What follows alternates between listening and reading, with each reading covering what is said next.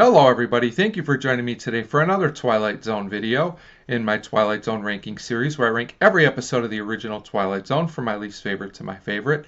Today I'm going to be talking about number 96, Come Wander With Me, written by Anthony Wilson and directed by Richard Donner. This is a season 5 episode, and as always there will be spoilers.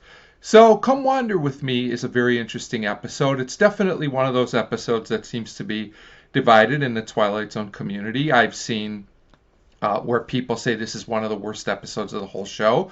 They don't like it at all. I've also seen another group of people who likes it a lot. I've even seen a few people say it's one of their favorites.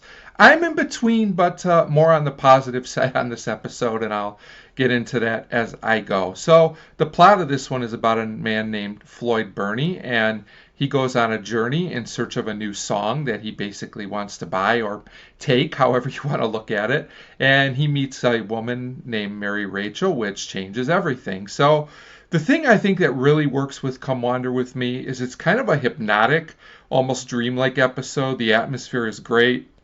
There's also a song in the episode that plays throughout. I don't always love this kind of gimmick, but in this case, the song is really catchy and it works really well, and I think it helps the episode in a positive way. And overall, even though some of the themes of this episode had already been done, as this was one of the last Twilight Zone episodes to air, I think it still has a unique feel to it. Gary Crosby is decent as Floyd. I wouldn't call it an all-time great Twilight Zone performance, but he's pretty good. But Bonnie Beecher really steals this episode, in my opinion.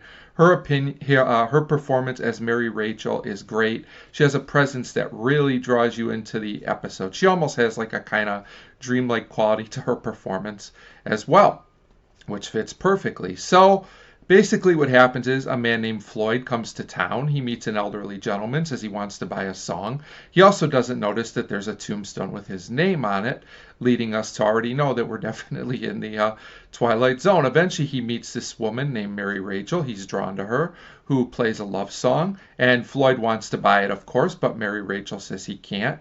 There's also a woman in black that's been following him around, and we find out this is also Mary Rachel. So things are definitely getting interesting and also more confusing, which is probably a positive and a negative in some ways.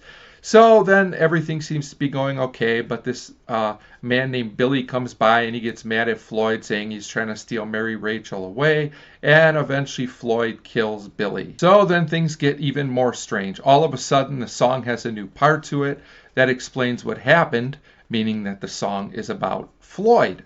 So Floyd wants to run, but Mary Rachel explains to Floyd that he always runs away, and she thinks if he doesn't, it might change the events. So now we're led to believe that Floyd is in some kind of time loop or alternate dimension or something, I'm guessing, but we're still not really sure what's going on. This episode's very cryptic. So now Mary Rachel's in black again, and she seems like she's really trying to help Floyd as he runs off. He doesn't take her advice. So Floyd is back in the shop again. He knocks out the old man, or does him in, I'm not 100% sure. But then he tries to hide, but ultimately he's found and he gets killed again, meaning the song was right. And the tombstone at the beginning also had significant meaning. So this all sounds very interesting, but there is a negative to this episode. The way the plot unfolds is interesting, but it could have been done better. Is he in a time loop, an alternate reality? It's unnecessarily confusing and complicated to a point where it can be a little bit frustrating. I interpreted it as that Floyd is in a time loop and everything plays out a certain way over and over, but he's not aware of it, but somehow Mary Rachel is aware of the time loop. She remembers what happened, which is kind of an interesting concept, but I've seen this episode interpreted in many different ways. There's a lot of different theories on it out there. It's one of those things you either have to go with or come up with your own explanation. If you're someone who loves these kind of TV shows and movies where you kind of work things out for yourself, have your own interpretation of events, I think you'll like this. If you're someone who doesn't like that kind of plotting, this episode probably won't work for you and you'll just get frustrated. I can definitely see both sides of that opinion. But ultimately, the episode does work for me, even though I'm a little frustrated with it, because I love the atmosphere.